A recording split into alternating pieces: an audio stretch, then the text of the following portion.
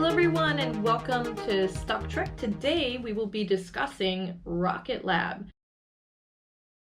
And we are now in the countdown till 11/11 when Rocket Lab will be launching their Electron rocket for Black Sky, carrying 2 satellites on its payload.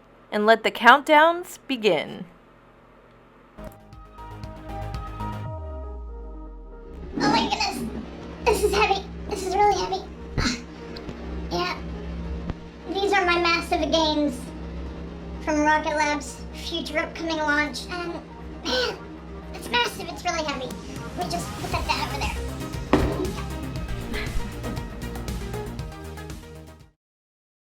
As if space isn't hard enough, Rocket Labs wants to be even more competitive, and they want to start catching these rockets in midair with a helicopter. So this just goes to show how innovative Rocket Lab is. Their rocket comes down, parachute releases. Now watch this. A helicopter is literally going to come and catch this in midair. So it's going to catch it in midair, and then it's going to take it back to a ship where they're going to take it back to the facility and reuse it in the future. The only other company doing reusable rockets is SpaceX right now. So now that Rocket Labs will be fine-tuning their ability to catch these small sat launcher rockets, I'm wondering, what will they be planning for Neutron? As you know, Neutron is going to be a much bigger rocket than Electron. Now, you have to wonder, how much can a helicopter carry? I mean, Neutron's going to be big. So, is this helicopter going to be catching Neutron? I don't know, but my guess would be Peter Beck has to have another plan up his sleeve. I mean, who knows? Maybe he is going to do that cool automated landing like SpaceX, or maybe he's going to design a really big helicopter to catch a really big rocket. Now, I think it would probably be the former versus the latter. But it will be interesting to see what route Peter Beck decides to go in making Neutron reusable. Now, what is cool is that they can obviously modify Electron to a certain extent, in that recently for their Black Sky launch, they remodified the cone of the rocket to be a little bit bigger in order to fit their Black Sky products materials that they are sending up into space. So it is neat to see that they have the flexibility to kind of, enhance what they already have.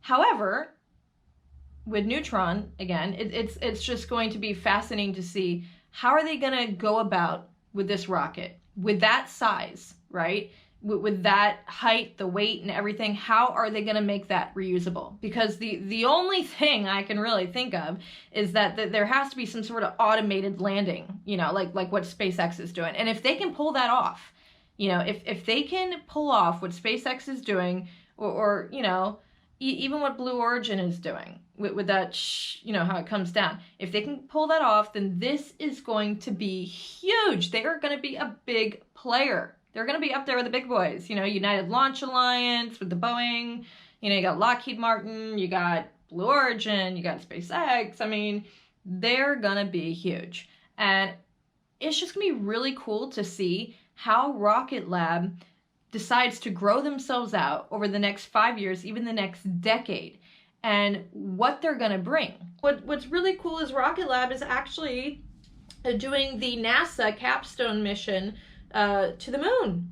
So they're going to the moon, and I do believe they made some announcement about also going to Venus and deploying satellites or something around Venus. So what they're doing is beyond LEO. It's beyond lower Earth orbit, and that's why I think this company needs to be on your radar, because they are not doing just the run-of-the-mill things. They're not just sending rockets into lower Earth orbit and delivering satellites. They are vertically integrated. They make their own space parts, their own components. They're actually having 2 launch pads, I believe, at Mahia, so they'll be able to turn their launch times quicker and faster. by having several launch pads there. In fact, what's really cool about their rockets is that they are like these 3D printed rockets, and they are reusable. There is other rocket builder companies out there right now. I'll throw out some names, like take Astra, for example. I think there's even Spire, a couple other ones. And now their rockets, as of now, are not reusable.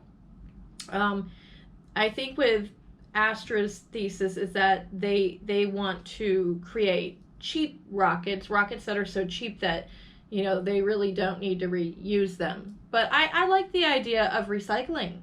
I like the idea of reusability. And, you know, SpaceX also took that approach towards, you know, how they're going to use their rockets. So I do believe Rocket Lab is, you know, on the heels of SpaceX. While SpaceX is very, very far advanced, I do think that Rocket Lab can, in time, you know, become just as great one day as SpaceX. So comparing it to the other rocket companies out there that are currently listed, you know, I hate to be picking on Astra because, but you know, it seems to be that Astra is the go-to for a lot of people as far as the rocket company, because Astra has given this, you know, projection of their rockets are cheaper, their rockets are smaller, they can launch them from anywhere, which, you know, it's true.